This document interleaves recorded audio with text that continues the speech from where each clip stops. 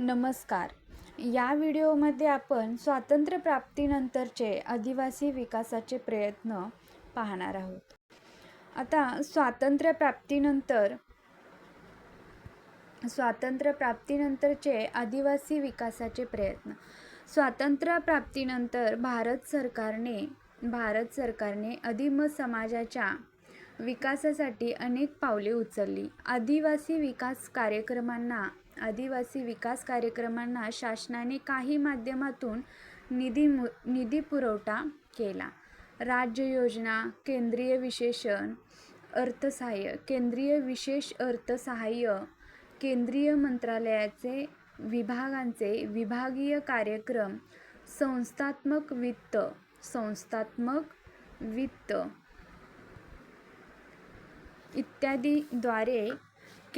इत्यादीद्वारे या कार्यक्रमांच्या माध्यमातून निधी पुरवठा केला जात आहे. आदिवासी विकासाच्या प्रयत्नांसाठी निधी पुरवला जात आहे. आदिवासी विकासासाठी प्रयत्न केला जात आहे. आता आपल्याला इथे एक शासनाचे आदिम विकास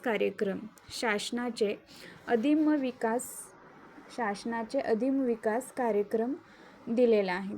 आदिवासी विद्यार्थ्यांसाठी वसतिगृह बांधणे,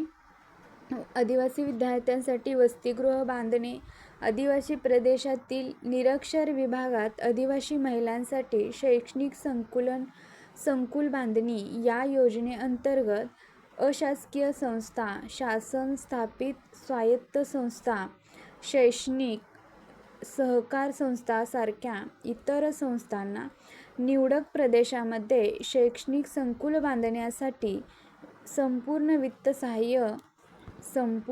वित्त सहाय्य केले जाते. राज्य आदिवासी विकास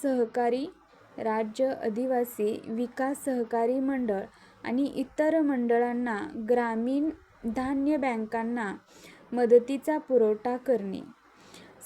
स्वयंचलित संस्था आदिवासी विकासासाठी संशोधन आणि प्रशिक्षणासाठी अर्थसहाय्य दिले जाते.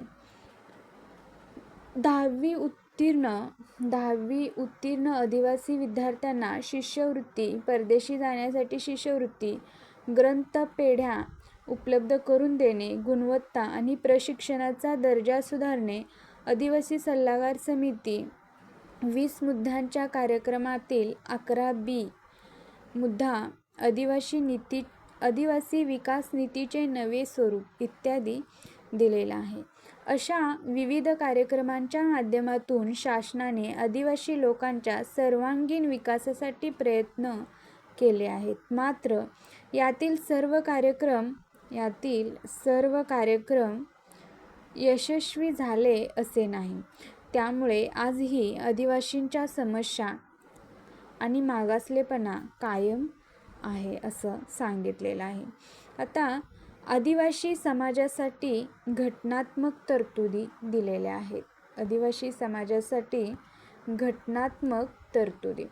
समाजातील वंचित घटकांच्या निवारण आणि उद्धारासाठी राज्यघटनेमध्ये 20 पेक्षा अधिक कलमे समाविष्ट करण्यात आली आहेत. अनुसूचित जमातींना समान संधी मिळाव्यात आणि स्वीकारार्ह वागणूक मिळावी यासाठी विविध धोरणे आखली जातात.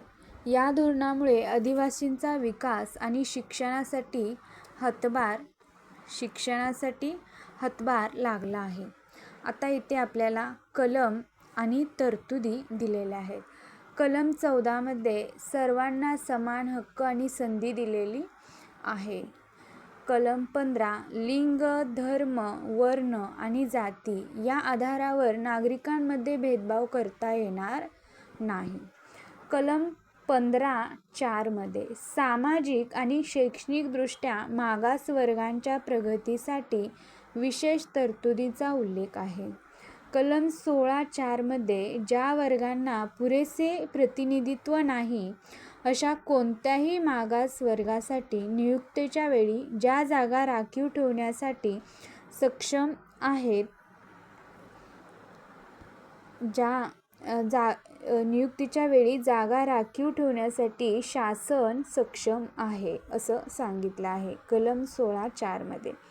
कलम 46 मध्ये समाजातील दुर्बल गटाच्या, विशेषतः अनुसूचित जातीच्या शैक्षणिक आणि आर्थिक हिताची विशेष काळजी घेण्यास शासनाचा पाठिंबा आहे. अशा घटकावर सामाजिक अन्याय होऊ नये, त्यांचे शोषण होऊ नये याची काळजी शासन घेते.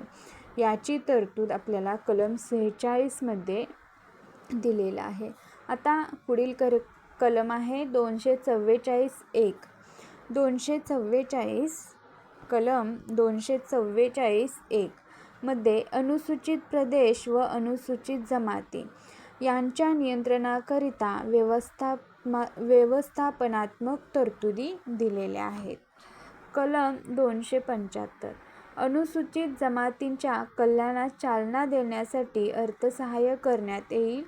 अनुसूचित जमातीच्या कल्याणास चालना देण्यासाठी अर्थसहाय्य करण्यात येईल. प्रशासनाची दर्जात्मक सुधारणा करण्यात येईल. प्रशासनाची दर्जात्मक सुधारणा करण्यात येईल. कलम 330 लोकसभेमध्ये अनुसूचित जमातींसाठी जागा राखीव असाव्यात. कलम 332 राज्यातील विधानसभांमध्ये अनुसूचित जाती आणि जमातींसाठी राखीव जागा असाव्यात असं कलम 332 मध्ये आहे. आणि कलम 330 मध्ये लोकसभेमध्ये अनुसूचित जमातींसाठी जागा राखीव असाव्यात अशी तरतूद आहे. आता कलम 335 केंद्र किंवा राज्य शासनाच्या प्रशासकीय सेवांमध्ये आणि पदावर नियुक्त्या करताना प्रशासनाची परिणामकारकता टिकवून ठेवण्याच्या दृष्टीने अनुसूचित जाती आणि जमातींच्या सदस्यांचा विचार करण्यात यावा या दाव्यावर शिक्कामोर्तब करण्यात आलेले आहे. अशी तरतूद या 335 या कलमामध्ये दिलेली आहे. आता पुढे आहे आपल्याला दिलेला आहे पुढचा टॉपिक. या प्रकरणामधील दुसरा टॉपिक आहे. आता आदिम समाज झाला. आता आपण पाहणार आहोत ग्रामीण समाज काय आहे. भारतातील ग्रामीण समाजाची परिस्थिती काय आहे ही अभ्यासणार आहोत. आता ग्रामीण समाज म्हणजे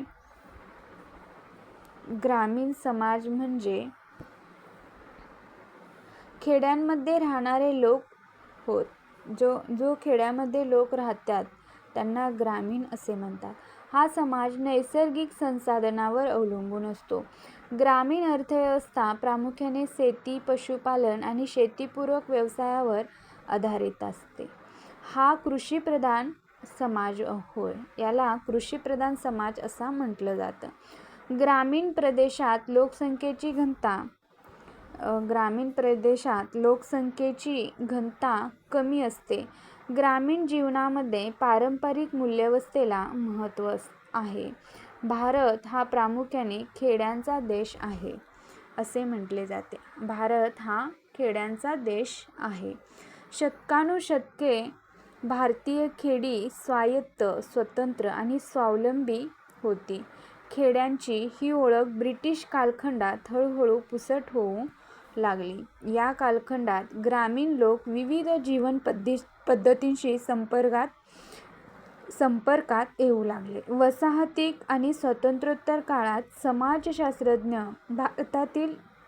भारतातील खेड्यांमधील सामाजिक संघटनेचा पद्धतशीर अभ्यास करू लागले. भारतीय ग्रामीण समाज त्याची गतिमानता आणि मर्यादा समजून घेण्यासाठी या अभ्यासाचा आधार घ्यावा लागतो. ग्रामीण ऐक्य, ग्रामीण भागातील निवासी पद्धत, ग्रामीण वर्गरचना, भूसुधारणेचा परिणाम, कृषी क्षेत्रातील अस्थिरता इत्यादी बाबी या अभ्यासातून प्रकाशात येतात. आता ग्रामीण समाजाची व्याख्या इथं दिलेली आहे. आता A.W. ग्रीन म्हणतात, खेडे समुदाय अथवा ग्रामीण समुदाय म्हणजे मर्यादित भूप्रदेशात निवास करणारा लोकसमूह.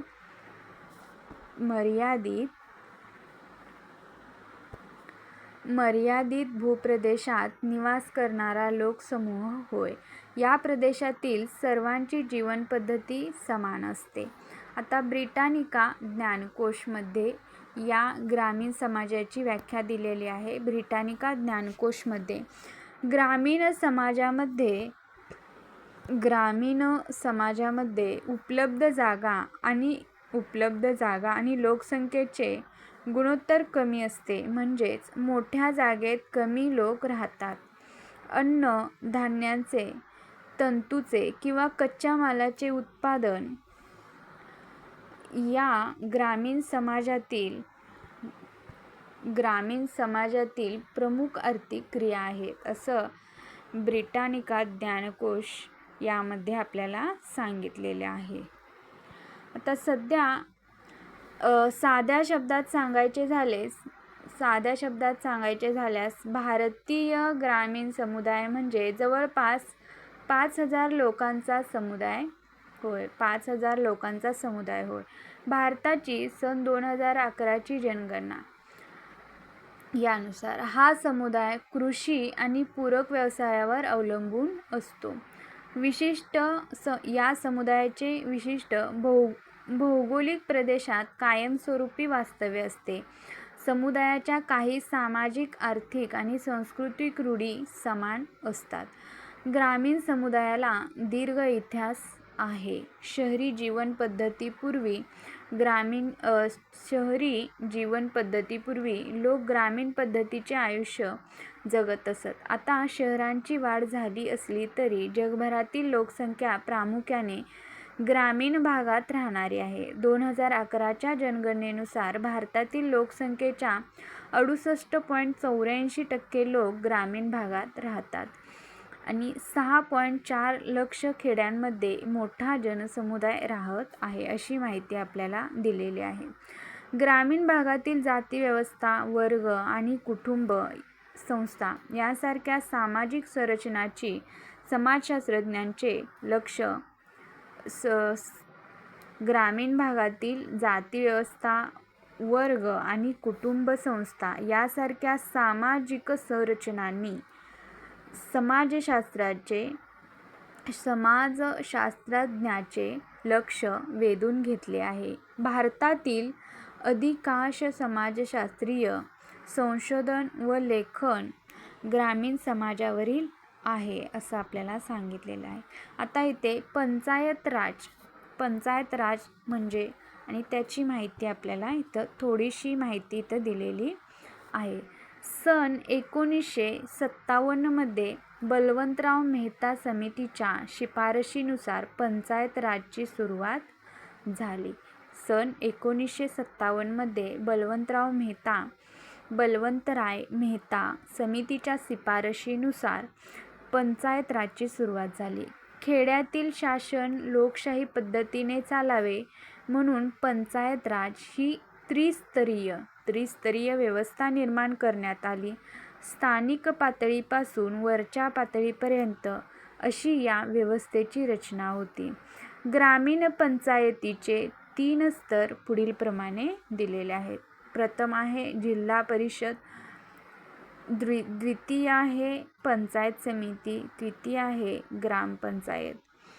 आणि पूर्वीच्या काळी ग्रामीण पंचायतीमध्ये खेड्यातील 5 वरिष्ठ सदस्यांचा समावेश होत असे. न्याय प्रदान करणे हे या पंचायतीचे काम असे. आधुनिक पंचायत निर्माण करण्याचा हेतू प्रशासकीय आहे. ग्रामीण पुनर्बांधणी आणि विकास हे त्यामागचे कारण आहे, असं आपल्याला सांगितलेलं आहे. आता ग्रामीण समाजाची वैशिष्ट्ये दिलेली आहेत. एकूण आपल्याला 9 वैशिष्ट्ये इथं दिलेली आहेत. ग्रामीण समाजातील वैशिष्ट्ये.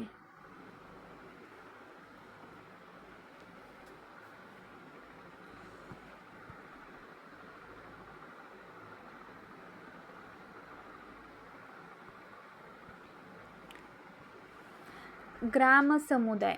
ग्रामीण भागामध्ये रहिवाशांच्या गरजांची पूर्तता केली जाते. ग्रामीण समुदायामध्ये ऐक्य भावना अस्तित्वात असते आणि स्थानिक गरजांच्या पूर्ततेवर स्थानिक गरजांच्या पूर्ततेवर ग्रामीण भागाचा विकास आधारित असतो. आता दुसरा आहे आकाराने लहान भूप्रदेश. आकाराने लहान भूप्रदेश म्हणजे ग्रामीण प्रदेशाचा आकार लहान आणि तेथील लोकसंख्येची घनता कमी असते. भारतीय संदर्भात सुमारे 5,000 लोकसंख्या असलेला समुदाय म्हणजे ग्राम अथवा खेडे होय. आता कृषी क्षेत्राचे वर्चस्व. ग्रामीण प्रदेशात कृषी व्यवसाय प्रमुख आहे, परंतु हा उपजीविकेचा एकमेव स्रोत नसून ही एक जीवन पद्धती आहे. आपल्या एकूण राष्ट्रीय उत्पन्नातील जवळपास 40% वाटा हा कृषी क्षेत्राचा आहे. येथील 60% अधिक लोकसंख्या कृषी क्षेत्रावर अवलंबून होती. यामध्ये कुंभारकाम, सुतारकाम, लोहारकाम, टोपल्या विणणे इत्यादी बाबींचा समावेश होतो. आता चौथं वैशिष्ट्य आहे अनौपचारिकता. अनौपचारिकता. भारतीय खेड्यामध्ये प्राथमिक संबंधाचा पगडा आहे.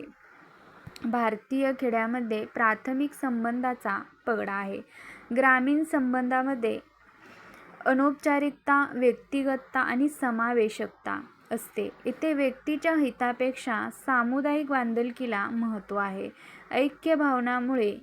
ऐक्यभावामुळे सामाजिक बांधिलकी टिकवून ठेवायला मदत होते. पाचवा आहे सामाजिक एकजिनसीपणा. ग्रामीण प्रदेशात विचार, वर्तन, पोशाख, कृती आणि जगण्यामध्ये एकजिनसीपणा असतो. परंपरा आणि रूढींना अनुसरून वर्तन करण्याची वृत्ती ग्रामीण भागात आढळते. गरजेच्या वेळी ग्रामीण भागातील लोक परस्परांना सहकार्य करतात. अलीकडच्या काळात राजकीय हस्तक्षेपामुळे या ऐक्यभावनेवर विपरीत परिणाम झाले आहेत. आता कुटुंबाला महत्त्व. ग्रामीण भागामधील कुटुंब व्यवस्था ग्रामीण समुदायाच्या केंद्रस्थानी असते. कुटुंब व्यवस्था ही ग्रामीण समुदायाच्या केंद्रस्थानी आहे. एकत्र कुटुंब पद्धती हा एकेकाळी ग्रामीण समुदायाचा आधारस्तंभ होता. आता मात्र कुटुंब पद्धतीचे महत्त्व हळूहळू कमी झाले आहे. तरीही निर्णय मात्र सर्व सदस्य एकत्रितपणे घेतात. आता इथे सेरोकिन आणि झिम्मरमन हे ग्रामीण समुदायाची वैशिष्ट्ये सांगताना म्हणतात की कुटुंब हे सामाजिक जबाबदारीचे एकक किंवा प्रमाण आहे आणि ते सामाजिक नियम आणि संबंधावर आधारित आहे असं इथं आपल्याला सांगितले. आता ग्रामीण भागातील स्त्रियांचे स्थान काय आहे?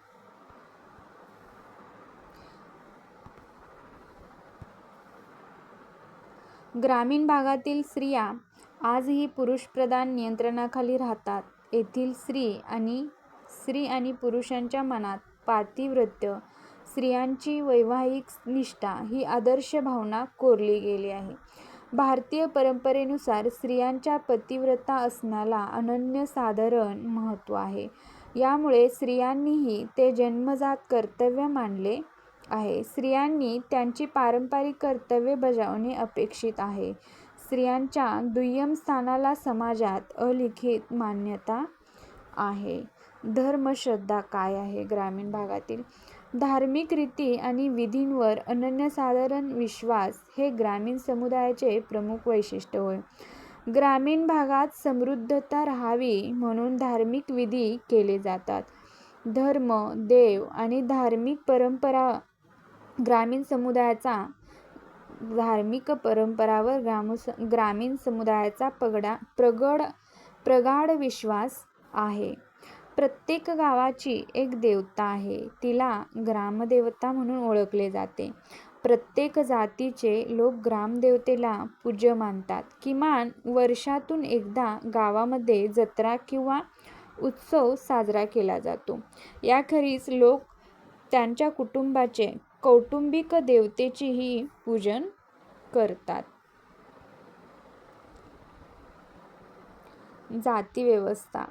जाती व्यवस्थेचा पगडा. ग्रामीण समुदायात ग्रामीण भागातील जाती व्यवस्थेचा पगडा. ग्रामीण समाजाच्या जीवनापासून जाती व्यवस्था वेगळी करता येणार नाही. जाती व्यवस्था श्रेणी रचनेवर आधारित आहे. या व्यवस्थेमध्ये शुद्धता आणि अशुद्धतेच्या कल्पनेनुसार रूढी आणि धार्मिक कृती ठरतात. व्यवसायाचे स्वरूपही यावरूनच ठरते.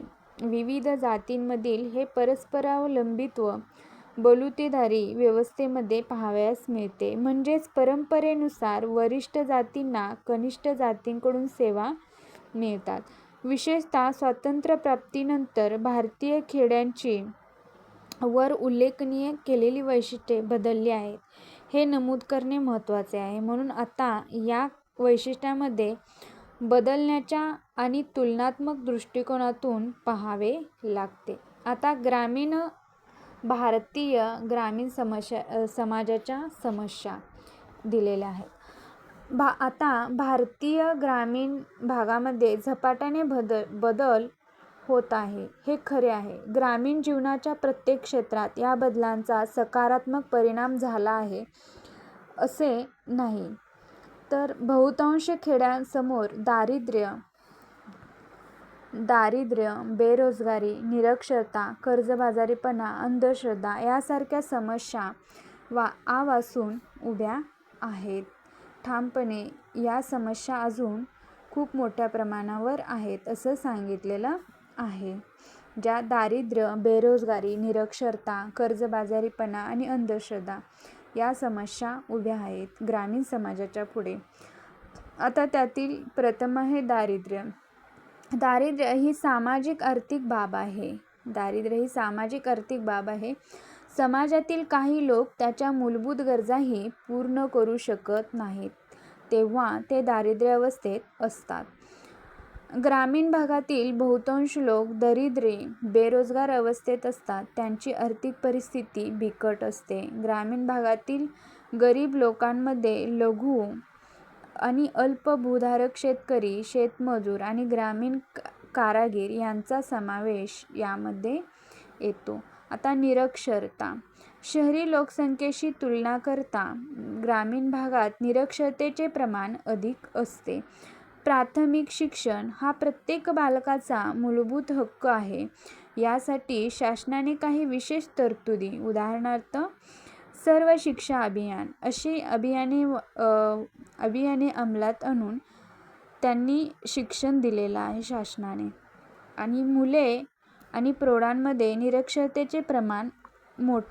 निरक्षरतेचे मोठे प्रमाण आजही कायम आहे.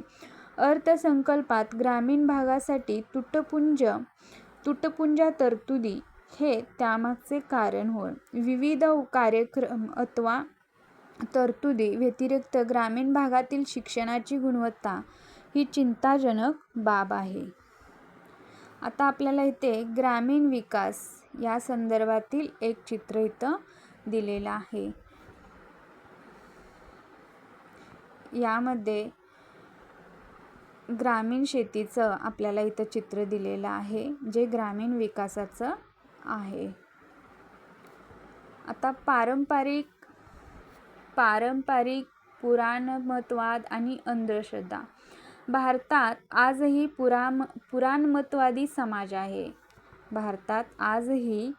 पुराणमतवादी समाज आहे. तेथील लोकांचे विचार आणि श्रद्धा पारंपरिक आहेत. पारंपरिक रूढी, धर्म, जीवनपद्धतीला आजही महत्त्व आहे. अशी जीवनपद्धती आणि दृष्टिकोन बदलण्यासाठी ग्रामीण लोक प्रतिकार करतात. तेथील लोक बदल सहज स्वीकारत नाहीत. अनेकदा ते बदलाचा प्रतिकार करतात. नवीन काही स्वीकारण्याबद्दल त्यांच्या मनात धास्ती असते. तसेच परंपरावादी व दैववादी दृष्टिकोनामुळे त्यांना फारसा बदल नको असतो. आता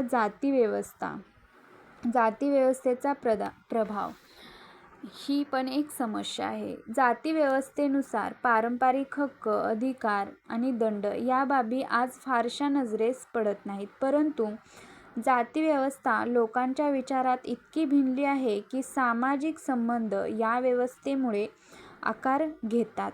असे असले तरी दैनंदिन आयुष्यातील व्यवहारामध्ये मात्र ग्रामीण लोक एकमेकांना सहकार्य करतात. प्रत्येक जातीतील लोकांची कामे ठरलेली आहेत. जातींचे सण उत्सव समान असतात. त्याला सर्वांची मान्यता असते. आता शेतकऱ्यांची आत्महत्या ही एक मोठी समस्या आहे. शेतकरी आत्महत्या ही समस्या प्रामुख्याने भारतात गंभीर स्वरूपाची आहे. याचे कारण असे की बहुतांश लोकसंख्या उपजीविकेसाठी कृषी व्यवसायावर आधारित आहेत. आत्महत्या केलेल्या शेतकऱ्यांपैकी अधिक शेतकरी कर्जबाजारी होतो. भारतातील कृषी क्षेत्रावर आर्थिक सुधारणांचा अंशतः सकारात्मक परिणाम झाला हे मात्र नक्की. या सुधारणांचे नकारात्मक परिणामही पाहावयास मिळतात. आता स्त्रियांचे दुय्यम स्थान. कुटुंब, धर्म, रूढी आणि परंपरांच्या नियंत्रणामुळे समाजात स्त्रियांना दुय्यम स्थान आहे. समाजाच्या प्रत्येक स्तरावर पितृसत्ताक मूल्ये आणि पद्धतींचा पगडा आहे. यामुळे समाजात दुजाभाव निर्माण होतो आणि लिंगभावाबाबत ठाम मते तयार होतात. आता कौटुंबिक वाद काय? जमिनीच्या मालकीवरून ग्रामीण भागामध्ये कौटुंबिक वाद निर्माण होणे ही बाब नवीन नाही. अशा तंट्यामुळे अनेक संयुक्त कुटुंबे उद्ध्वस्त झाली आहेत. कुटुंबातील अनेक सदस्यांमध्ये जमिनीची वाटणी झाल्याने तुकड्यांवर पीक घेणे शक्य होत नाही. उदाहरणार्थ 1 एकर इतक्या लहान जमिनीच्या 4 भागांमध्ये विभागणी करण्यात आली तर अशा जमिनीवर पिकांची लागवड करणे आर्थिकदृष्ट्या परवडत नाही. मालमत्तेच्या तंट्यामुळे ग्रामीण भागातील शेतकऱ्यांचे मोठ्या प्रमाणावर नुकसान होते. त्यामुळे साहजिकच त्यांच्या पुढील पिढीला वादग्रस्त जमिनीवर शेती व्यवसाय करण्यास प्रोत्साहन मिळत नाही. ही एक समस्या आहे. आता ग्रामीण विकासाचे प्रयत्न काय आहेत ते आपण इथे पाहणार आहोत.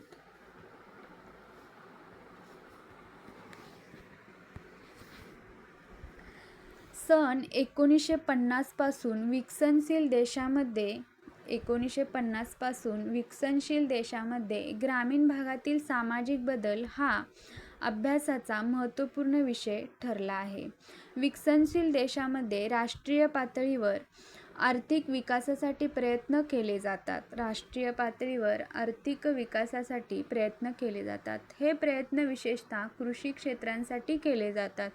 ग्रामीण समाजातील सामाजिक बदल कोणत्या दिशेने होत आहे या संदर्भात भारतीय समाजशास्त्रज्ञ A.R. देसाई यांनी विकास कार्यक्रमांची निष्पत्ती म्हणून ग्रामीण परिवर्तनाच्या काही पद्धती शोधून काढल्या. ग्रामीण सामाजिक बदलाचे 4 मुख्य प्रवाह त्यांनी नमूद केले आहेत. त्यातील प्रथम आहे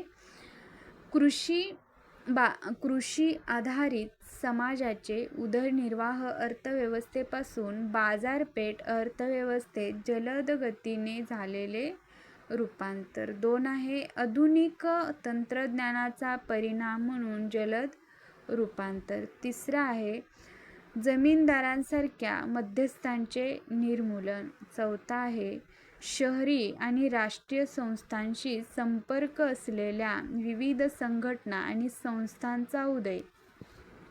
हे आपल्याला 4 मुख्य प्रवाह जे ग्रामीण सामाजिक बदलाचे 4 मुख्य प्रवाह इथं दिलेले आहेत.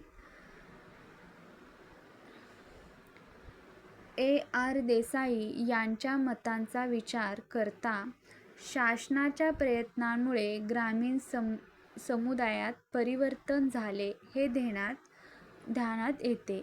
स्वातंत्र्यप्राप्तीनंतर सन 1952 मध्ये सामुदायिक विकास कार्यक्रम राबवण्यात आला. कधी? सन 1952 मध्ये सामुदायिक विकास कार्यक्रम राबवण्यात आला. खेड्यांच्या सर्वांगीण विकासासाठी हा उपक्रम हाती घेण्यात आला.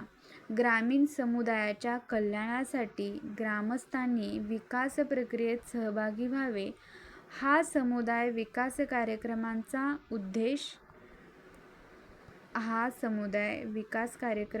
उद्देश होता. नंतर सन 1957 मध्ये पंचायत राज व्यवस्था, स्थानिक स्वराज्य संस्था सुरू करण्यात आली. सन 1979 मध्ये समुदाय विकास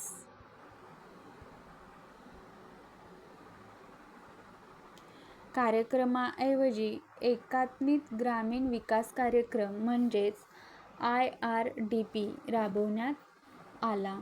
आता तुम्हाला हे माहीतच असेल की वेगवेगळ्या योजनांद्वारे आपल्याला भारत सरकारने ग्रामीण विकास कार्यक्रम घेऊन ग्रामीण विकास केलेला आहे. त्यामध्ये या योजनांचा समावेश आहे. पहिली आहे प्रधानमंत्री ग्राम सडक योजना. दुसरी आहे दीनदयाळ उपाध्याय ग्रामीण कौशल्य योजना. तिसरी आहे स्वर्ण जयंती ग्राम स्वरोजगार योजना किंवा राष्ट्रीय ग्रामीण उपजीविका मोहीम म्हणजेच SGSY. चौथी आहे प्रधानमंत्री ग्रामीण विकास शिष्यवृत्ती योजना. पाचवी आहे महात्मा गांधी राष्ट्रीय ग्रामीण रोजगार हमी योजना म्हणजेच मनरेगाच MGNREGS मनरेगाच असे सुद्धा म्हटले जाते.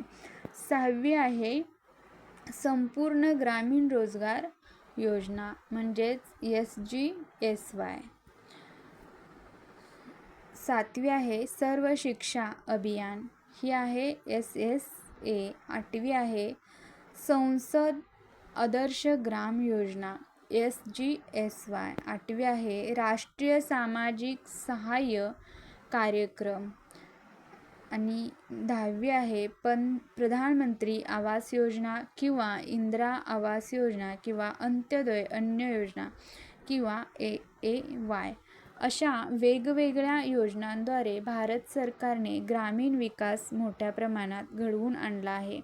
त्यामध्ये निरक्षरता आणि जनतेंना घरं देणे आणि शिष्यवृत्त्याद्वारे विद्यार्थ्यांना पुढील शिक्षण देणे, वेगवेगळी योजना आणून लोकांना रोजगार उपलब्ध करून देणे असे कार्यक्रम राबवून ग्रामीण लोकांचे आर्थिक परिस्थिती, सामाजिक परिस्थिती सुधारवून आणण्याचा प्रयत्न केला आहे. विकास करण्याचा प्रयत्न केलेला आहे. आता आपल्याला पुढं भारतीय ग्रामीण समाजात प्रामुख्याने स्वातंत्र्यप्राप्तीनंतर परिवर्तन झाले. अनेक जमीन सुधारणा कायद्यांचा परिणाम म्हणून ग्रामीण भागातील बदलाला गती आली. ग्रामीण आणि शहरी समाज परस्परावर अवलंबून असल्याने या समाजामध्ये सातत्याने संपर्क येतो. उदाहरणार्थ शहरातील लोक कृषी उत्पादनासाठी शेतकऱ्यावर अवलंबून आहेत. त्याचप्रमाणे कृषी उत्पादन वाढवण्याच्या नव्या तंत्रज्ञानासाठी ग्रामीण समाज शहरी समाजावर अवलंबून आहे. हळूहळू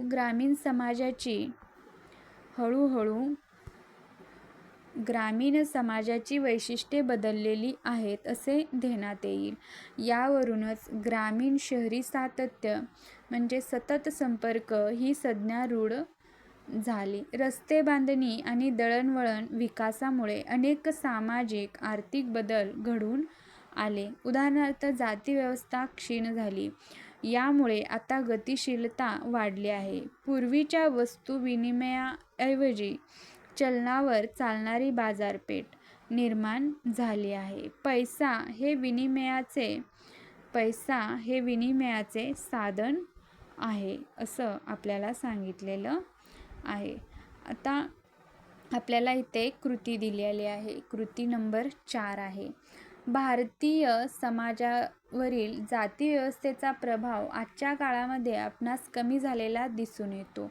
या विधानावर चर्चा करायची आहे, वादविवाद करायचा आहे असं सांगितलेलं आहे. आता भारतातील शहरी समुदाय टॉपिक आहे प्रकरण 2 आहे. त्यामधील आदिम समाज, ग्रामीण समाज आणि आता तिसरा टॉपिक आहे की भारतातील ग्रामीण समुदाय.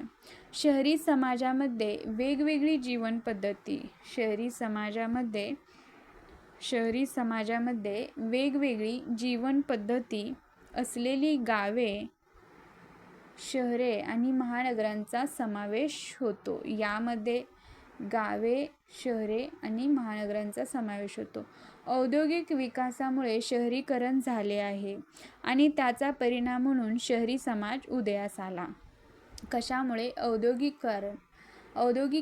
औद्योगिक विकास, शहरीकरणामुळे, औद्योगिक विकासामुळे काय झाले? शहरीकरण झाले आणि त्याचा परिणाम म्हणून शहरी समाज उदयास आला. प्रत्येक देशात वैशिष्ट्यपूर्ण शहरी समाज असतो. एखादा समुदाय शहरी आहे हे ठरवण्यासाठी काही निकष वापरले जातात. यापैकी काही निकष पुढील प्रमाणे दिलेले आहेत. लोकसंख्येची घनता, व्यवसायाचे प्रकार, सामाजिक संघटना, वैशिष्ट्यपूर्ण परिसर आणि व्यापक समाजाच्या संस्कृतीपेक्षा भिन्न संस्कृती, असं वेगवेगळे निकष आपल्याला इथं दिलेले आहेत. आता लुईस वर्थ यांच्या शब्दात शहर म्हणजे सामाजिक वैविध्य जपणाऱ्या व्यक्तींची तुलनेने मोठी, लोकसंख्येची अधिक घनता असलेली आणि कायमस्वरूपी वसाहत होय. अशी व्याख्या आपल्याला लुईस वर्थ यांनी दिलेली आहे की शहर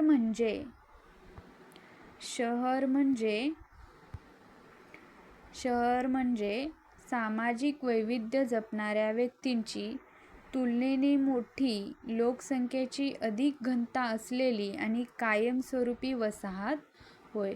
युरोप आणि अमेरिकेतील पूर्वीच्या समाजशास्त्रज्ञांनी शहरांच्या उदय आणि वृद्धीचा तपशीलवार अभ्यास केला आहे.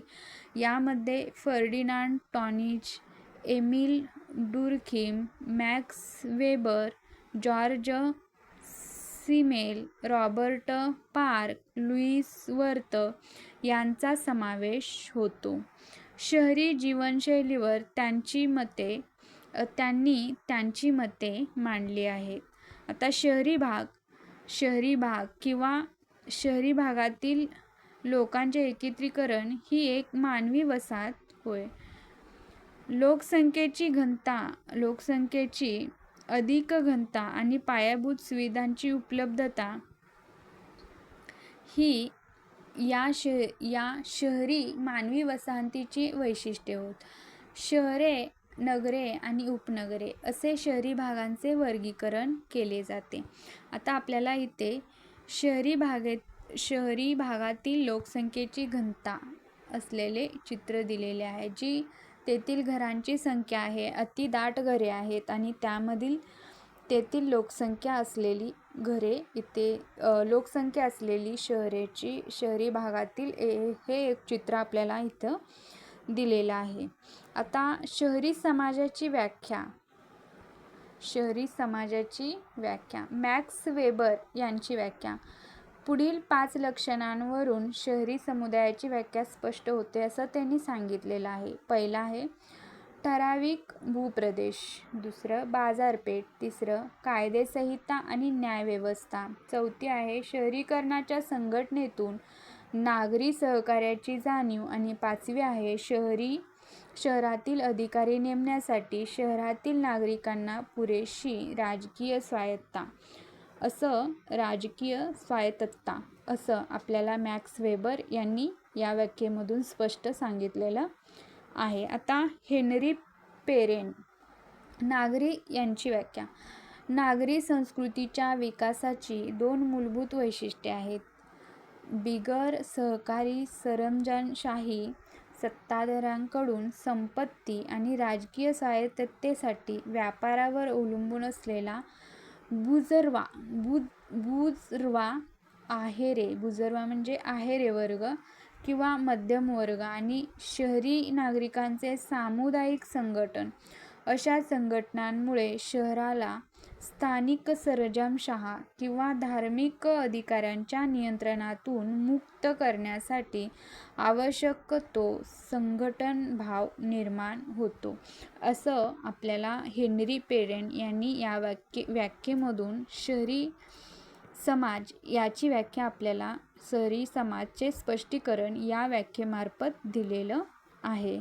आता मेरियम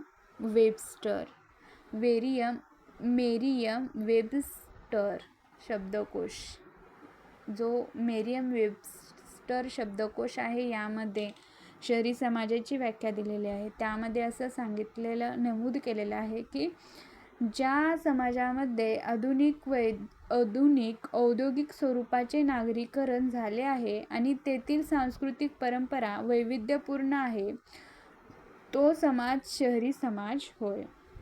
अशा समाजात धर्मनिरपेक्ष मूल्यावर भर आहे, मात्र ही मूल्ये समाजकेंद्री नसून व्यक्तिकेंद्री आहेत, असं या व्याख्येतून सांगितलेलं आहे. उपरोक्त वरील व्याख्यांवरून शहरी समाजात लोकसंख्येची अधिक घनता आणि इतर प्रदेशांशी तुलना करता मानवी वैविध्य पाहावयास मिळते. समाजातील बहुतांश लोकसंख्या असलेली मोठी शहरे ही अगदी अलीकडची घटना आहे. शहरीकरणाच्या प्रक्रियेमुळे शहर निर्माण होते आणि नंतर त्याचा विकास होतो. शहरीकरण हा विकास प्रक्रियेचा एक भाग आहे. आता शहरी समाजाची वैशिष्ट्ये.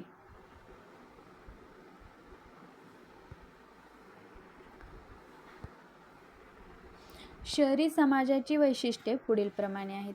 आता पहिला आहे बहुजिन्सीपणा. शहरी समाजात सामाजिक आणि सांस्कृतिक बहुजिन्सीपणा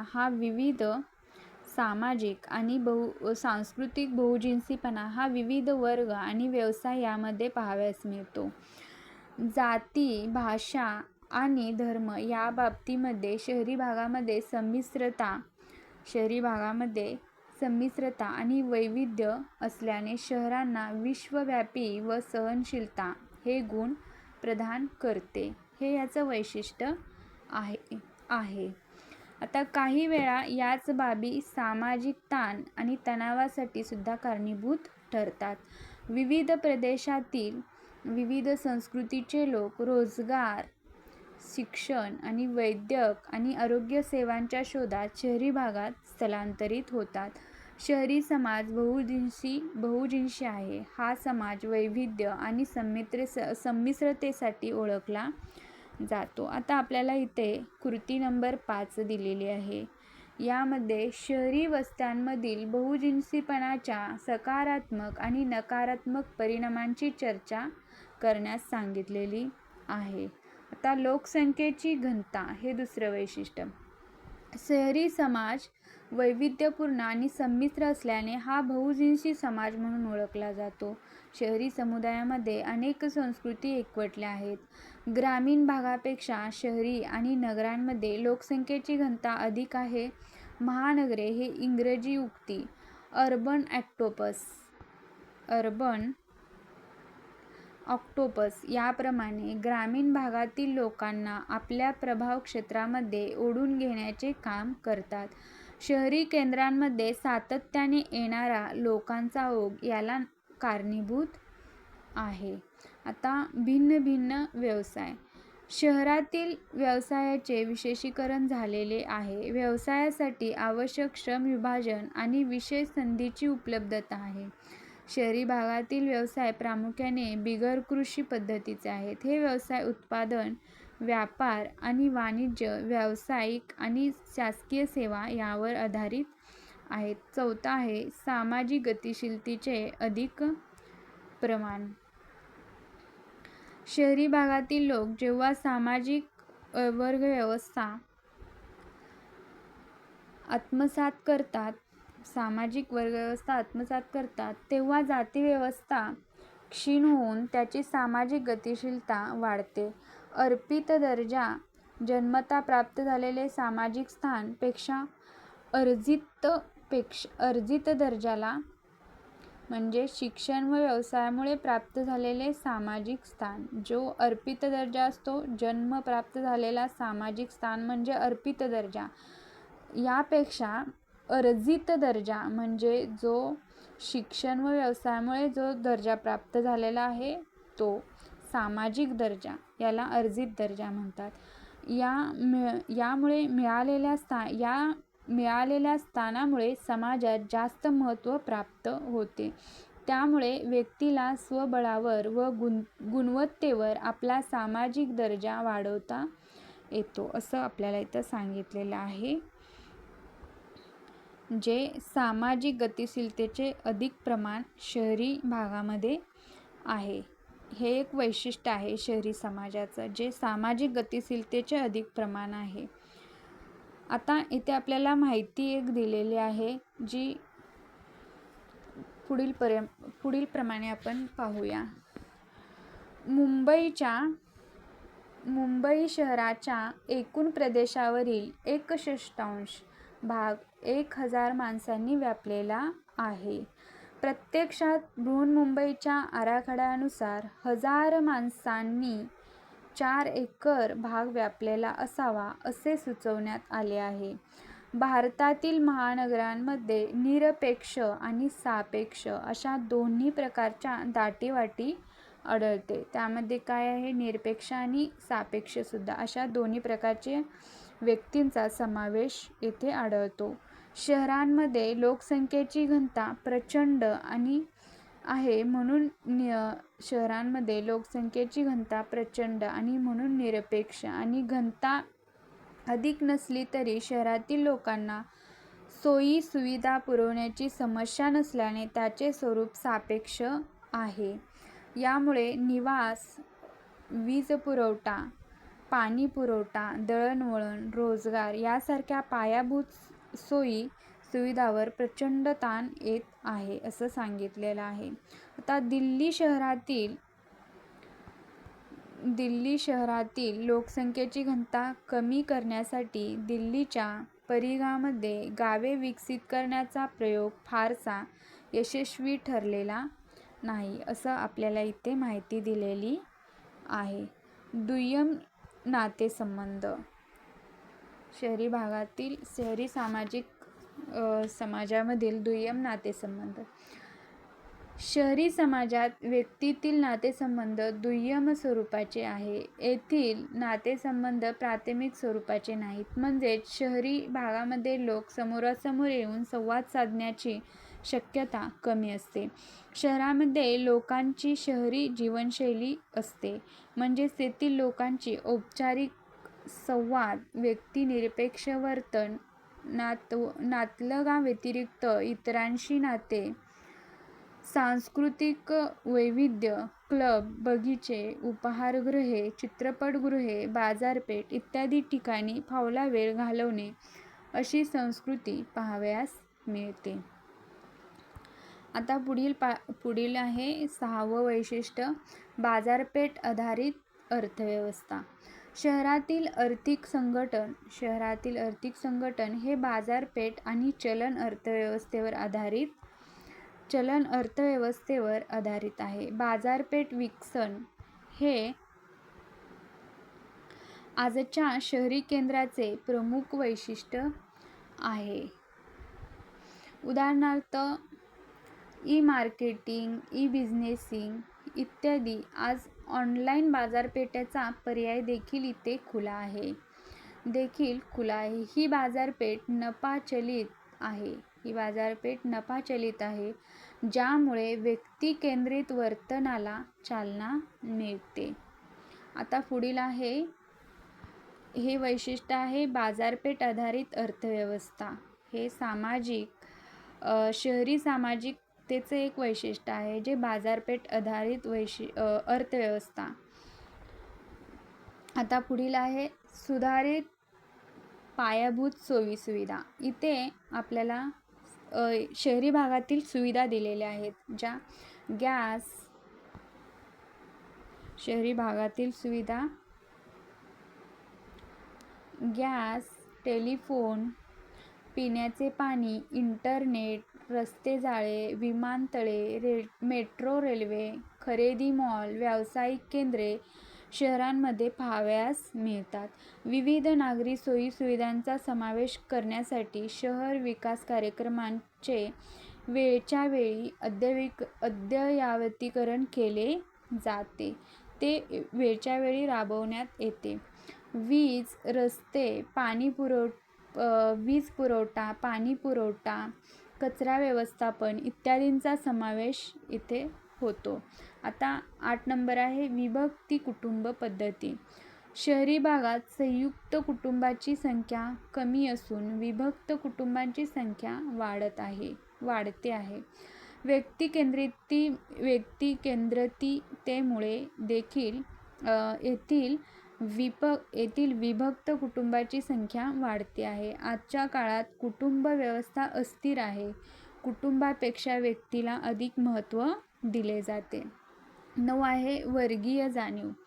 येथील लोकांना वर्गीय जाणीव असून ते पुरोगामी आहेत. विज्ञान आणि तंत्रज्ञानाच्या क्षेत्रातील आधुनिक घडामोडींशी येथील लोक संपर्कात येतात. येथील लोकांना त्यांच्या हक्कांची जाणीव आहे. हक्कांचे रक्षण करण्याच्या चळवळीत हे लोक सहभागी होतात. आता 10 नंबरचं वैशिष्ट्य आहे औपचारिक सामाजिक नियंत्रण. लोकांच्या वर्तनावर नियंत्रण ठेवणाऱ्या औपचारिक साधनांसह कायदे, विधिविधान, पोलीस यंत्रणा, न्यायालये ही औपचारिक सामाजिक नियंत्रणाची साधने गरजेची असतात. आता कुटुंबातील वरिष्ठ धार्मिक नेतृत्व आणि शिक्षकांच्या पारंपरिक नियंत्रणाचे प्रमाण आता कमी झालेले आहे. 11 नंबरचं वैशिष्ट्य आहे गुंतागुंतीचे श्रमविभाजन. हे महत्त्वाचे वैशिष्ट्य आहे. शहरी भागात स्पष्ट आणि विशेषीकृत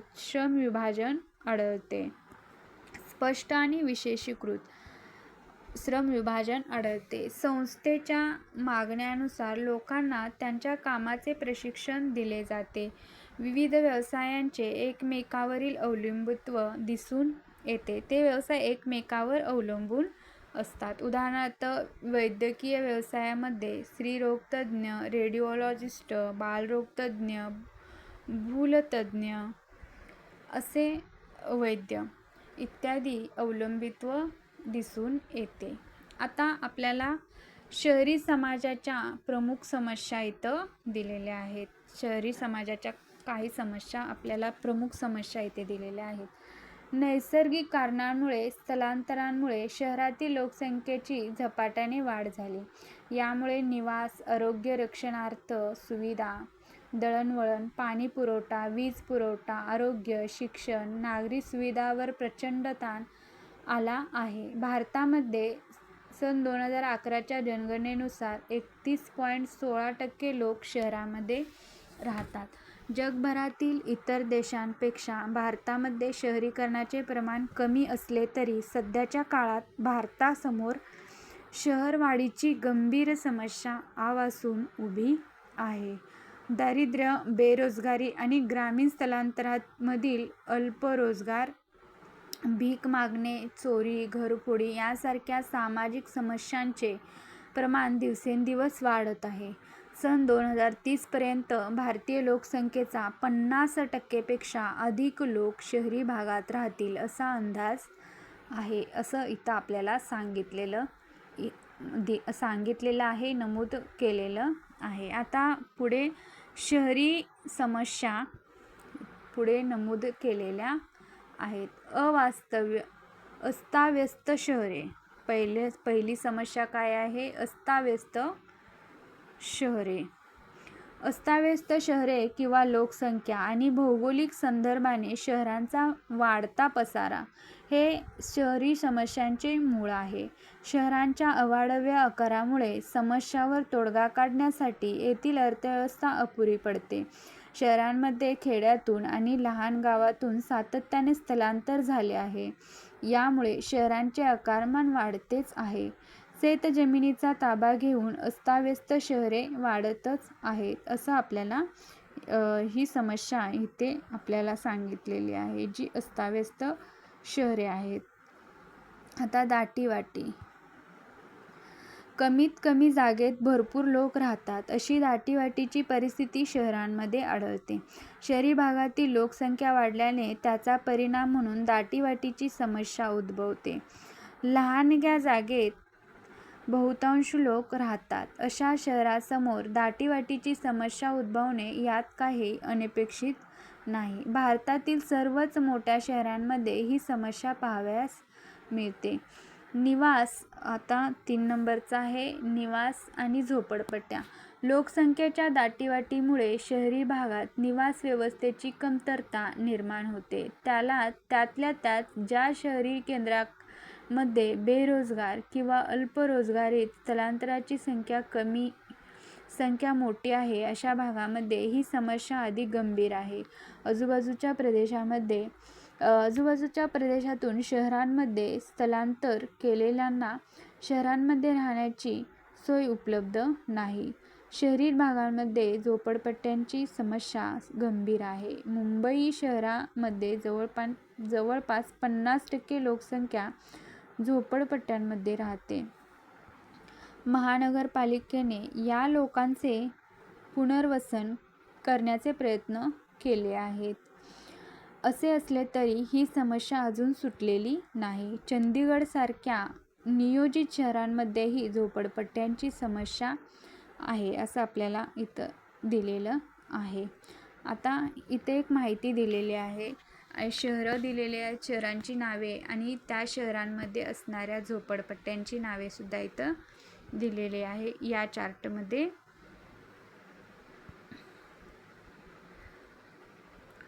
भारतातील विविध शहरांमध्ये झोपडपट्ट्यांसाठी वेगवेगळ्या संज्ञा वापरल्या जातात. आता इथं शहरांची नावे आहेत. मुंबई झोपडपट्टी. दिल्लीतील झुग्गी झोपडपट्टी. कलकत्ता झोपडपट्टीला म्हणतात. कलकत्तामध्ये बस्ती. मुंबईमध्ये झोपडपट्टी म्हणतात. दिल्लीला झुग्गी म्हणतात. चेन्नई चेरी म्हणतात. बंगळुरूला केरी म्हणतात. कानपूरला अहाता म्हणतात. जयपूरला कच्ची बस्ती. भोपाळ इंदूर येथे गंदी बस्ती. चहा मळ्यांच्या भागात बराक म्हणतात आणि खनीच्या भागात घोबारा असं झोपडपट्टीला एक विशेष नाव आहे. प्रत्येक शहरांमध्ये, प्रत्येक राज्यांमध्ये त्यांची नावे वेगवेगळी आहेत. जी मुंबईमध्ये झोपडपट्टी, दिल्लीला या झोपडपट्टी या शब्दासाठी वेगळं शब्द विशेषण आहे झुग्गी. कोलकातामध्ये या शब्दासाठी विशेषण आहे बस्ती. चेन्नईमध्ये चेरी. बंगळुरूमध्ये केरी. कानपूरमध्ये अहाता. जयपूरमध्ये कच्ची बस्ती. भोपाळ इंदूरमध्ये गंदी बस्ती. चहा मळ्यांच्या भागात बराक म्हणतात आणि खनीच्या भागात घोबारा अशी नावं आहेत झोपडपट्टीबद्दल. आता बेरोजगारी. भारतातील शहरी बेरोजगारीचे प्रमाण श्रमिकांच्या प्रमाणाच्या 15 ते 25% इतके आहे. शिक्षित लोकांमध्ये ही टक्केवारी अजून जास्त आहे. सर्व शिक्षित बेरोजगारांपैकी निम्मे लोक 4 महानगरांमध्ये दिल्ली, मुंबई, कलकत्ता आणि चेन्नई अशा शहरांमध्ये आहेत अशी नोंद आढळते. शिवाय शहरातील रोजगार ग्रामीण भागातील रोजगारापेक्षा अधिक असला तरी शहरी भागातील जगण्याचा खर्च पाहता रोजगार फारच कमी आहे. आता भिक्षावृत्ती. शिक्षण आणि कौशल्यांची कमतरता असल्यामुळे शहरातील बहुतांश गरीब लोक हे भिक्षावृत्तीकडे वळताना दिसतात आणि ती त्यांची जीवनशैली बनून जाते. अनेक कारणांमुळे जसे की अतिदारिद्र्यता व सवय लोक या प्रवृत्तीकडे ढकलले जातात.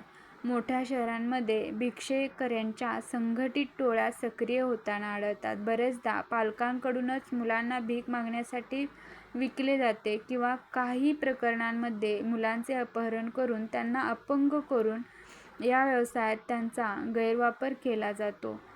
Bombay prevention of begging act, Bombay prevention of begging act 1959 या कायद्याअंतर्गत भीक मागणे हा गुन्हा ठरवला आहे. 1959ला हा ॲक्ट आलेला आहे. Bombay prevention of begging act या कायद्याअंतर्गत भीक मागणे हा गुन्हा ठरवलेला आहे. आता पुढील आहे दळणवळण. वाहतुकीचे प्रमाण आणि वाहतूक कोंडीमुळे भारतातील जवळजवळ प्रत्येक शहर आणि गावामध्ये सार्वजनिक वाहतुकीची समस्या गंभीर आहे. गावांचे आकारमान वाढले की ही समस्या अधिकाधिक गंभीर होत जाते. गावाचे आकारमान वाढले की तेथील लोकांना एका ठिकाणाहून दुसऱ्या ठिकाणी जाण्यासाठी मोटारगाडी किंवा सार्वजनिक वाहतूक यंत्रणेचा वापर करावा लागतो. सार्वजनिक वाहतूक महत्त्वाची असली तरी व्हॅन किंवा ट्रक यांसारख्या वाहनांमुळे सार्वजनिक वाहतुकीची समस्या अधिकच गंभीर होते. आपल्याला इथे सार्वजनिक वाहतुकीतील रेल्वेचे इथं चित्र दिलेले आहे. मेट्रो रेल्वेचे चित्र आपल्याला इथं दिलेलं आहे. रेल्वे स्टँड दिलेला आहे, रेल्वे स्टॉप आणि तिथे जमलेली गर्दी आहे. इथे आपल्याला शहरातील वाहतुकीचं चित्र दिलेलं आहे. आता पाण्याचा तुटवडा ही एक समस्या. शहरांचे आकारमान आणि तेथील लोकसंख्या वाढू लागली तसा पाणी पुरवठा कमी पडू लागला. आज व्यावहारिक दृष्टिकोनातून पाहिले असता भारतातील कोणत्याही शहरांमध्ये नागरिकांच्या गरजा भागवण्यासाठी पुरेसा पाणी पुरवठा होत नाही. बहुतांश शहरांमध्ये महानगरपालिकेच्या माध्यमातून होणारा पाणी पुरवठा एक दिवसाआड अर्ध्या तासापेक्षाही कमी वेळ होतो. उन्हाळ्यामध्ये सर्वाधिक गरज असताना बरेच दिवस नळाला पाणी येत नाही. अनेक लहान गावांमध्ये पाणी पुरवठ्याचा मुख्य मार्ग नाही. त्यामुळे कूपनलिका, घराच्या आवारातील विहिरी, खाजगी टँकर, नद्यांवर अवलंबून राहावे लागते. मुंबईसारख्या मोठ्या शहरांमध्ये ठाणे आणि पालघर या भागातून पाणी आणले जाते. त्यामुळे ग्रामीण लोकांचे आयुष्यही खडतर होते. आता सांडपाण्याची समस्या. अपुऱ्या किंवा अपरिणामकारक सांडपाण्याची अवस्था ही भारतातील बहुतांश शहरी भागाची समस्या आहे. भारतातील एकाही शहरात सांडपाण्याची सुयोग्य व्यवस्था नाही. नगरपालिकांसमोर असलेला संसाधन तुटवडा आणि शहरांची अनधिकृत वाढ ही या परिस्थितीची प्रमुख कारणे आहेत. बहुतांश शहरांमध्ये सांडपाण्यावर प्रक्रिया करण्याची व्यवस्था उपलब्ध नाही. हे सांडपाणी जवळच्या नदीमध्ये, दिल्लीप्रमाणे किंवा समुद्रात मुंबई, कोलकाता आणि चेन्नई इत्यादी सोडले जाते. यामुळे जलस्रोत प्रदूषित होतात. आता कचऱ्याची विल्हेवाट.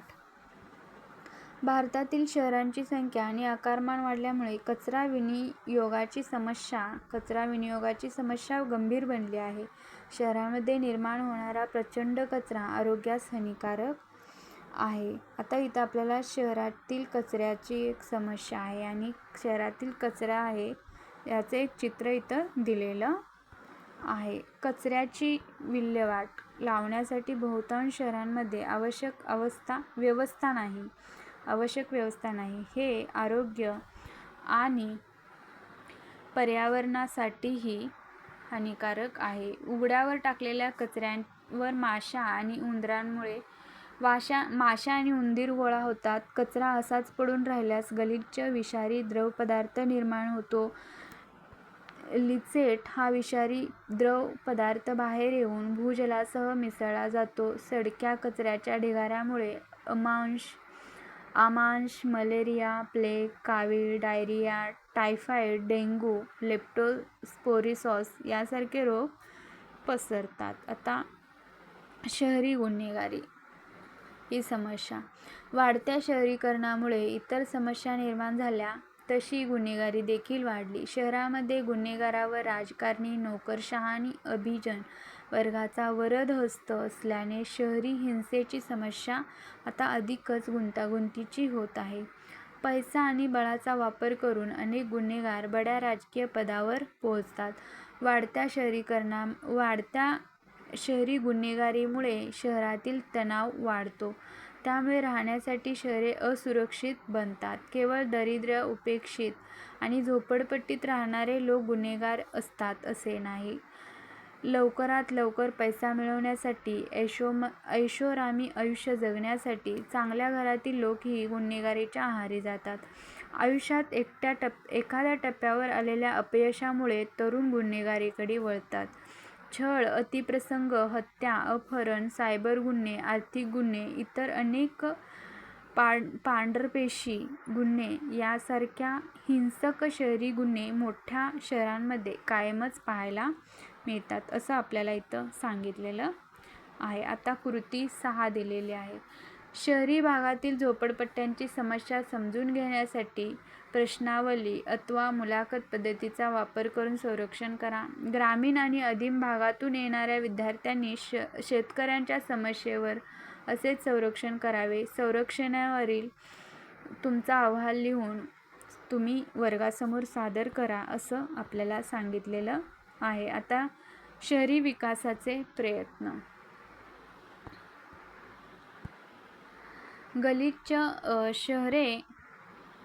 शहरे गलिच्छ असतील, शहरी जीवनाचा दर्जा खालावलेला असेल आणि शहरी पर्यावरणाची समस्या पराकोटीला गेली असेल तर आपण आर्थिक, सामाजिक आणि सांस्कृतिकदृष्ट्या दृढ भारताची कल्पना करू शकत नाही. खरे तर अर्थव्यवस्थेच्या समृद्धीसाठी शहरे केंद्रवर्ती आहेत. आर्थिक वृद्धीला चालना देणाऱ्या सामाजिक राजकीय परिवर्तनाचे माध्यम म्हणून शहरीकरणाकडे सकारात्मक दृष्ट्या पाहिले जाते. एकूण राष्ट्रीय उत्पन्नामध्ये शहरांचा वाटा 60% इतका राहिला आहे आणि दरडोई उत्पन्न ग्रामीण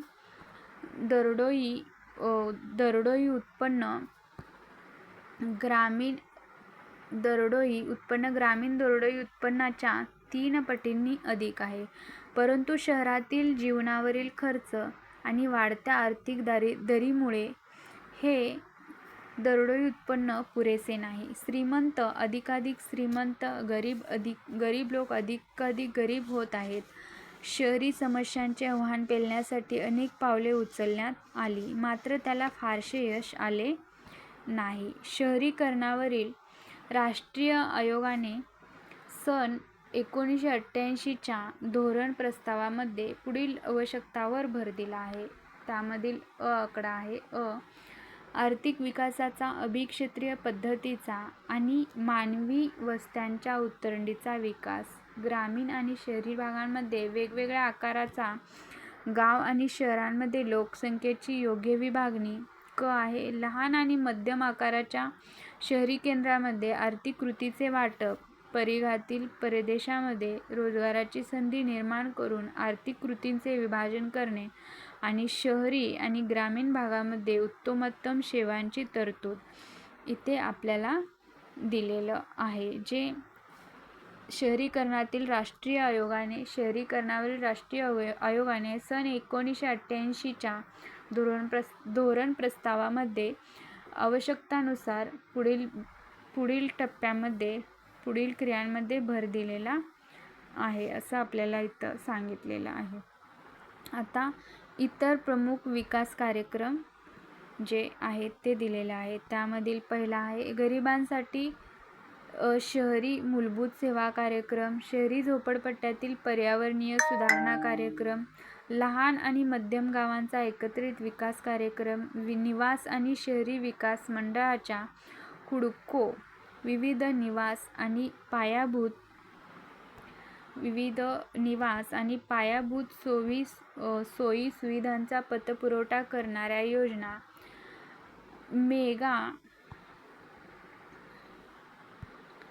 मेगा शहर प्रकल्प आणि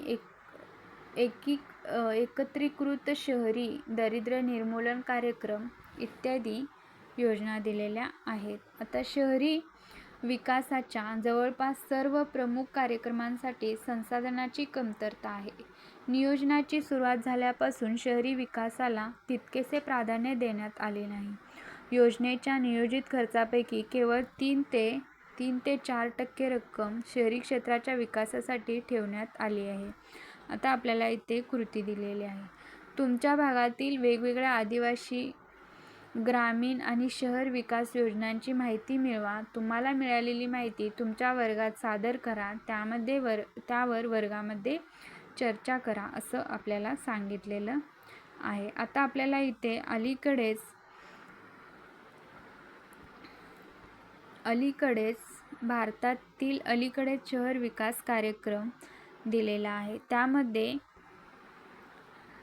पहिला आहे स्मार्ट सिटी मिशन, दुसरा आहे Atal mission for rejuvenation and urban transformation म्हणजेच अमृत प्रोजेक्ट, तिसरा आहे प्रधानमंत्री आवास योजना किंवा housing for all by 2022 mission, चौथा आहे heritage city development and augmentation Yojana म्हणजेच ह्याला हृदय असं म्हटलं जातं, पाचवा आहे Jawaharlal Nehru national urban renewal mission म्हणजेच NNURM, सहावा आहे अर्बन ट्रान्सपोर्टेशन आणि सातवा आहे स्वच्छ भारत मिशन म्हणजेच SBM. असे काही शहर विकास कार्यक्रम आहेत जे भारतातील अलीकडेच शहर विकास कार्यक्रम भारतातील शहरांमध्ये राबवलेले आहेत. याची माहिती आपल्याला दिलेली आहे.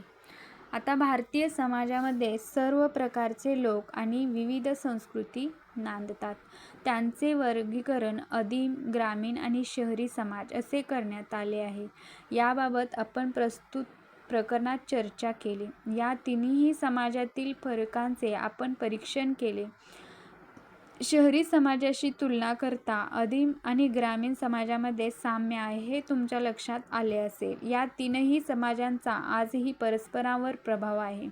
याचाच परिणाम म्हणून विकास आणि परिवर्तन घडून येत आहे. यामुळे आव्हानेही निर्माण होतात. भारतीय समाजातील आदिम आणि ग्रामीण समाजाची वैशिष्ट्ये पारंपरिक समाजाशी मिळती-जुळती आहेत हे आपल्या लक्षात येईल. वर्तमानात बरेच काही बदलले आहे, परंतु बदलाचे स्वरूप सर्वत्र सारखे नाही असं आपल्याला इथं सांगितलेलं आहे. आता पुढे आपल्याला पाठाचा सारांश दिलेला आहे. त्यामध्ये आहे भारतीय लोकसंख्येमधील आदिवासींची संख्या 2.8% आहे. प्रत्येक आदिवासी जमातीसाठी वेगवेगळे संबोधन वापरले जाते. भारतीय संविधानात त्यांना अनुसूचित जमाती असे संबोधले जाते. प्रत्येक आदिवासी जमातींची स्वतंत्र ओळख आहे. उदाहरणार्थ वारली, मिझो, तोडा, गोंड, भिल्ल आणि जारावा. आदिम जमाती भारताच्या विविध भागात आढळतात. या जमातींची काही वैशिष्ट्ये आहेत. वैशिष्ट्यपूर्ण संस्कृतीमुळे या जमाती इतरांपेक्षा वेगळ्या ठरतात. तथापि ग्रामीण आणि शहरी लोकांशी असलेल्या संपर्कामुळे आता आदिम जमातीमध्ये अनेक बदल झाले आहेत. त्यामुळे त्यांच्या जीवन पद्धतीवरही परिणाम झाला आहे. त्यांचे सांस्कृतिक विघटन झाले आहे. बहुतांश भारत खेड्यांमध्ये राहतो. खेड्यांचा समावेश ग्रामीण समाजामध्ये होतो. शेती हा त्यांचा प्रमुख व्यवसाय आहे. संयुक्त कुटुंब, जाती व्यवस्था, पंचायत यासारख्या संस्था म्हणजे ग्रामीण समाजाचे मुख्य आधारस्तंभ आहे. ग्रामीण समाजाला अनेक समस्यांना सामोरे जावे लागते. दारिद्र्य, बेरोजगारीपणा, पिळवणूक, परिवर्तनाला प्रतिकार, शेतकऱ्यांच्या आत्महत्या इत्यादी अनेक समस्या आहेत. ग्रामीण विकास आणि पुनर्बांधणीसाठी अनेक कार्यक्रम राबवले जातात. भारतीय समाजाच्या आदिम आणि ग्रामीण समाजाशी तुलना करता शहरी समाज भिन्न ठरतो. शहरी समाजात तृतीय क्षेत्रातील व्यवसाय पाहावयास मिळतात. उदाहरणार्थ उद्योगधंदे, व्यापार, वाणिज्य, व्यवसाय इत्यादी. शहरी भाग बहुजिन्सी स्वरूपाचा आहे. या समाजात व्यक्तिनिरपेक्ष आणि व्यक्तिकेंद्रितता आहे. शहरी भागामध्ये काही विशिष्ट समस्या आहेत. मागण्या पूर्ण करण्यासाठी अपुऱ्या पायाभूत सोयीसुविधा, गुन्हेगारी, दारिद्र्य, वर्गभेद, परात्मता, पर्यावरणीय प्रदूषण, रोगराई इत्यादी काही विशिष्ट समस्या आहेत. शहरी विकासासाठी शासनाने अनेक कार्यक्रम हाती घेतलेले आहेत. अशी माहिती आपल्याला या प्रकरणामधून दिलेली आहे. धन्यवाद. जर तुम्हाला हा व्हिडिओ आवडला असेल तर नक्कीच लाईक, शेअर आणि सबस्क्राईब करा.